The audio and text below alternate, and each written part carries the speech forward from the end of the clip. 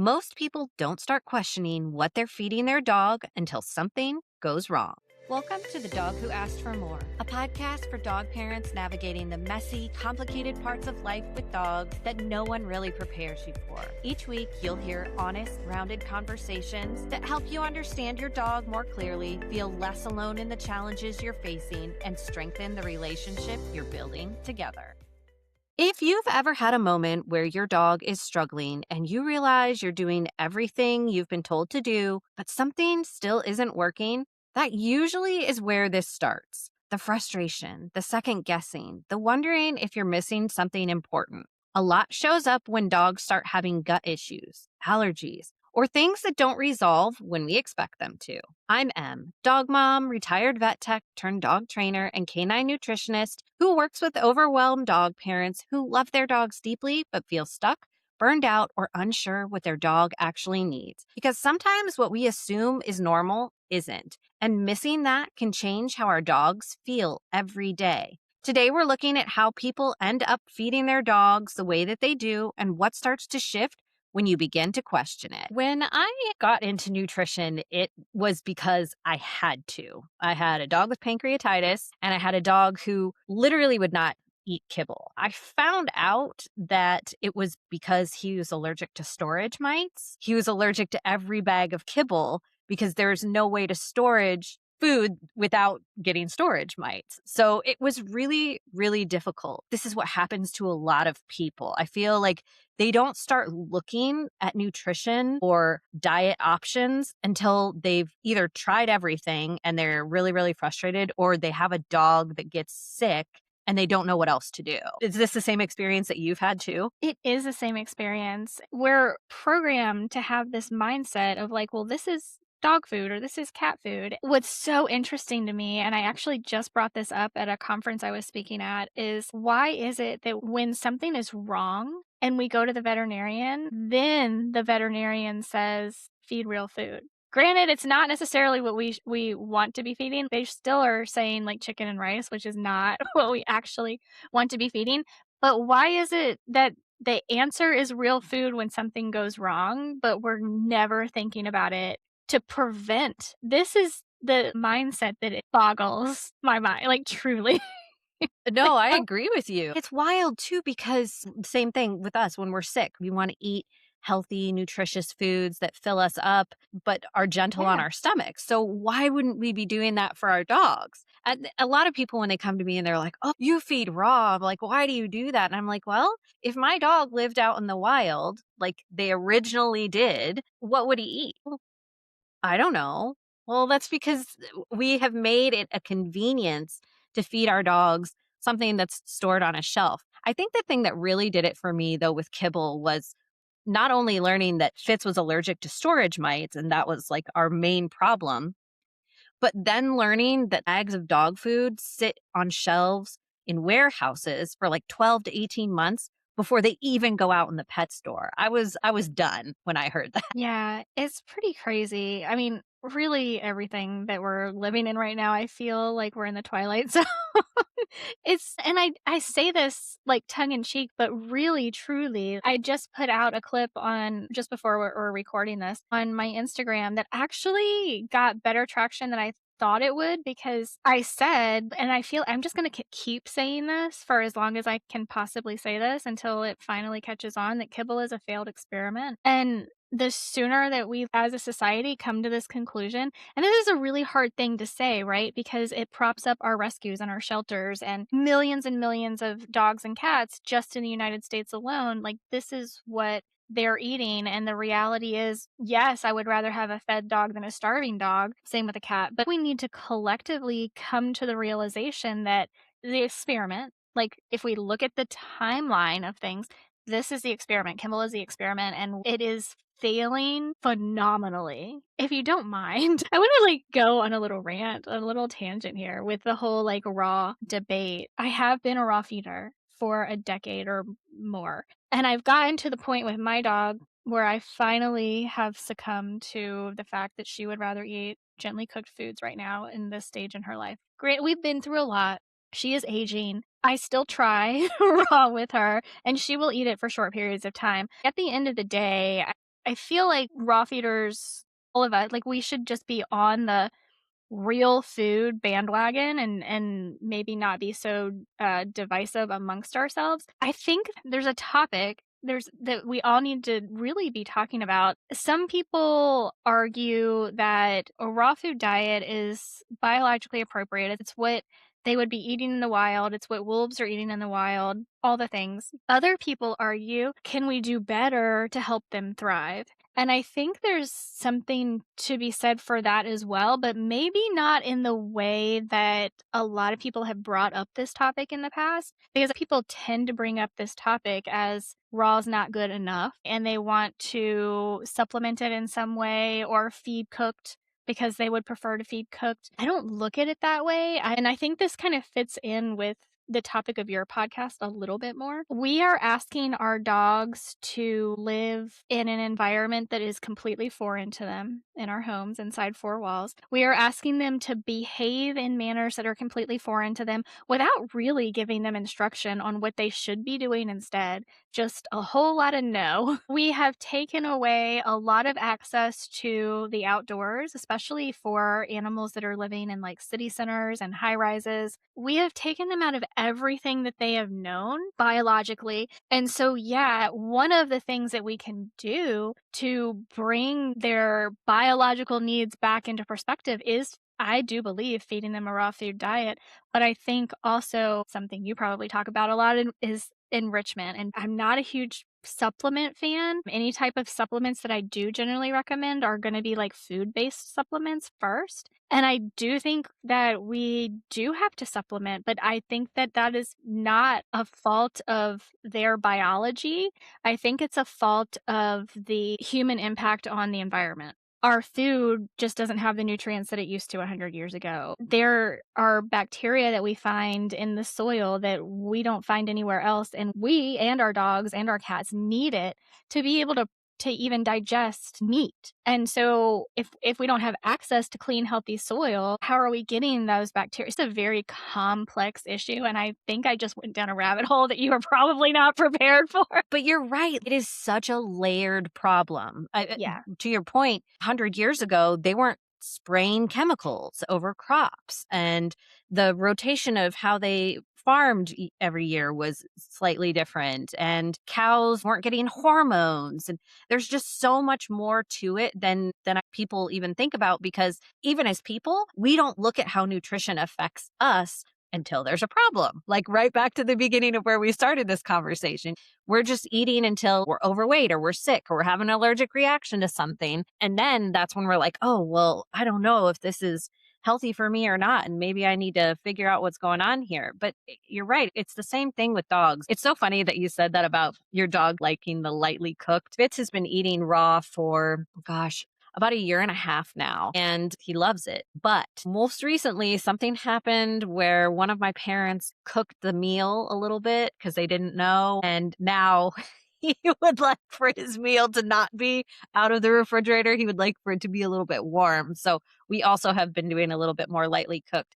But again, I don't think that it's wrong for dogs to have preferences either, right? Like it's okay if they would like their meal to be warm. And again, if he was out in the wild and he ate some kind of prey, it would be warm just because that's how bodies work. So it's interesting to me how easy it is for me to just be like, well, that makes sense. And then other people are just like, oh, I never would have thought of that. I love that it's a fun topic to educate on because there's so many different angles that you can come from. And there are a lot of rabbit holes that you can go down.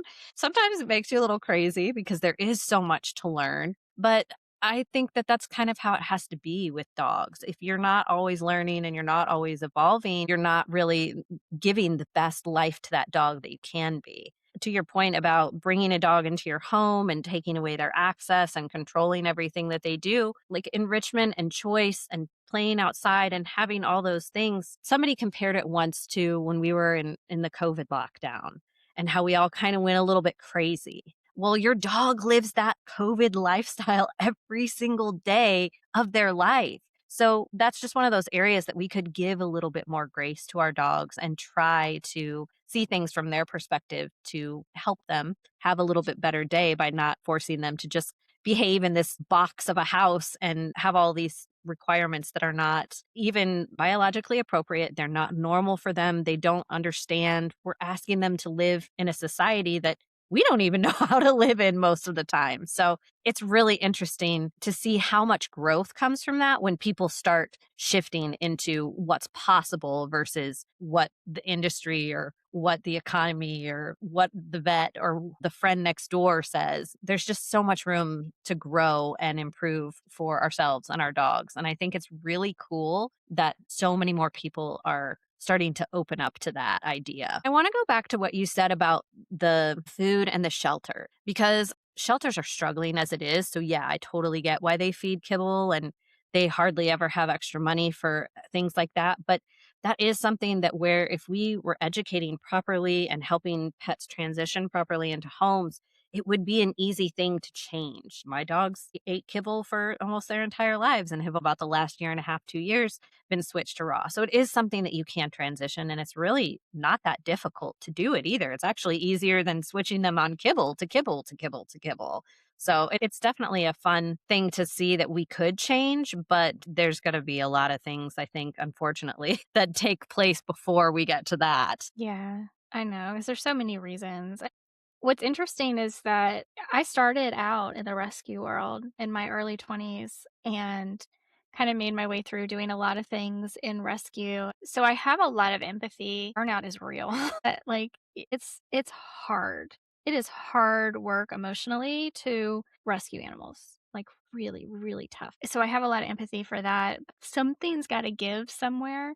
And one of the things that kind of changed the trajectory of where I'm at today is making a decision that I want to do better to be able to help these animals. What can I do to keep animals out of shelters? So I started dog training because I said, well, what are the reasons that dogs wind up in shelters in the first place? And that was at the time something that I thought that I could make an impact with. But what I see now is that the health of our animals, yes, behavior is a big part of it, but how they feel also affects their behavior. And how they feel is directly related to how healthy they are. So, like, it's so multifaceted, it's so layered. I think so many of us go through the day without giving any mental bandwidth to these kinds of thoughts with our pets, sometimes not even with children. Life is tough, life is hard. Like I said, I would rather have a fed dog than a starved dog. But if people actually knew the reality of the pet food industry, I think they would ask more questions. What do you think about the pet nutrition facts label changing? Because that's been like a big thing for me. I've been following that very closely. I've had a couple of conversations with Daniel Shuloff from Keto Natural Pet Foods, and just some really fascinating stuff that I've learned from him as well. But the fact that it's going to take like 5 years for them to change the label so that they are actually revealing truly what's in dog food, that to me says like the industry is scared of what's going to happen when they have to be honest. I actually have a different viewpoint. Awesome. The pet food industry is set up intentionally so that consumers don't know what it is. Really, only big change that is coming is that they're going to have to list carbohydrates. So now we have to do the math to figure out the carbohydrates. Most people aren't going to do that. The people that we want this to affect, the people that we want to wake up to what they're feeding their pets are not, I hope this doesn't age poorly, but these are not the people that are reading the labels in the first place. So I don't think it's going to have as huge an impact as a lot of people think it's going to. But the entire pet food industry is set up as a disposal system for the human food waste industry. So what isn't changing, I don't think that this is providing any transparency. The people that want to know the carbohydrate percentage can already do the math to figure out the carbohydrate percentage. What's not changing is what is actually in that food. Because the reality is that the definitions of the words that are in the ingredient panel are defined based on feed and not what's in the human food supply. And there is a huge assumption by the entirety of the world that whatever is in that ingredient label on that pet food bag matches the ingredient that they would buy at the grocery store, and that is not true. And not only is that not true, but if you want to know what the definition of that food is, you have to pay $250 to get a dictionary. So, no, there isn't any transparency. It's kind of a mixed bag because unfortunately, there are a lot of people that don't even realize that there are carbohydrates in dog foods. And I think that that is going to be a shocker for a lot of people. I'm hoping that more people will start doing homework on things like meat meal. I'm recently started a series on YouTube where I'm breaking down this is how you read a dog label. This is what these ingredients mean. This is what you should be looking for. And things like how ingredients are listed. So, like the first ingredients are weight before, like the water is removed. And so, yeah, it says that there's X amount of meat in it or whatever. But I think the thing that really frustrates me the most is how little education there is out there about what their requirements are. So, your bag of kibble has 20 to 25% max protein in it. And your dog should be having 60 to 65% of protein a day. That's a big difference. That's 40% of their dietary requirement that they're not getting that is affecting their health, their life longevity in ways that people don't understand, which kind of boggles my mind because everyone's always like, I want my dog to live forever. Well, where's the first place that you could start with that? By eliminating these sugars and starches from your dog's diet and feeding them more naturally because that's what their body requires. And so it's simple to see how like some of these changes could be made and how we could have dogs live longer lives. I think prior to kibble fed diets, there is a study that shows that golden retrievers used to live something like 16 or 17 years long. And since we started the kibble industry in 1953, now they're only living like 10, 12 years. That's a With big chunk cancer. of time, With right? cancer. Yeah. Yeah, Yeah. with cancer. Yeah.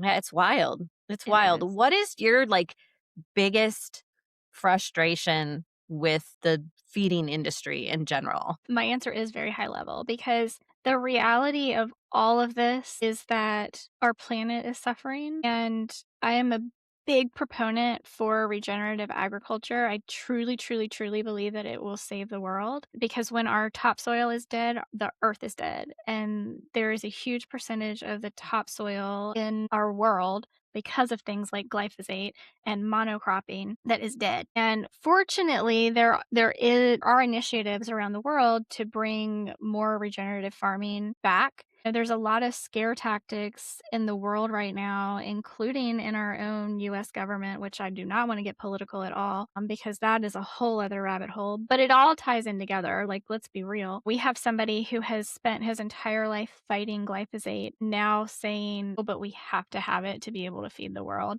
That's not true at all. That's a fear tactic because change is hard and you have to expect there's going to be discomfort to get where you want to go, and nobody wants to go through that discomfort.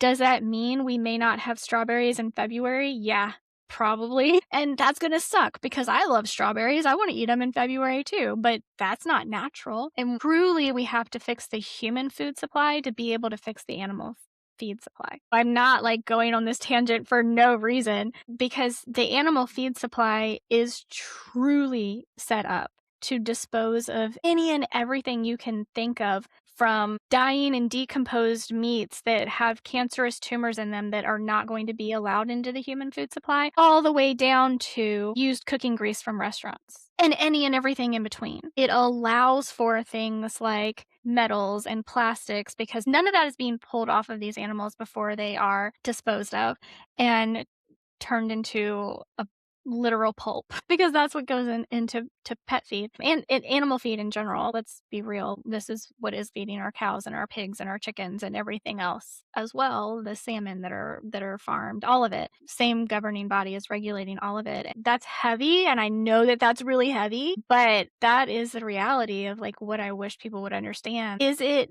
more expensive to buy a pound of regeneratively raised ground beef versus industrially raised ground beef? It is. You're going to get better nutrients from it. And we have to learn as consumers to be less wasteful. And that's, I think, where a lot of the discomfort comes from, is that we are so, and I'm raising my hand too. Like, I have grown up this way. It is hard to not impulse buy. It is hard to not have a house full of things that I don't need. Um, to be wasteful, to throw things away because I wanted that when I bought it and I ate a few of it and now I don't want it, right? Like, I get it. It's hard.